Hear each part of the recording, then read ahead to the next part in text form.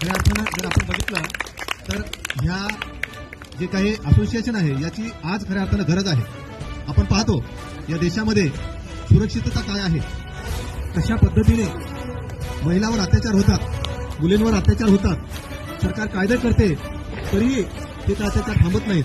त्यामुळे आपली सुरक्षा आपण केली पाहिजे या दृष्टिकोनातून हे असोसिएशन अतिशय महत्वाची भूमिका बजावत आहे. आणि त्यामध्ये आमचा विद्यार्थी हा एक आमच्यामध्ये सुद्धा एक खऱ्या अर्थानं तो आदर्श विद्यार्थी म्हणूनच आहे आणि तो आपल्यापुढे आदर्श शिक्षक म्हणून तो काम करत आहे.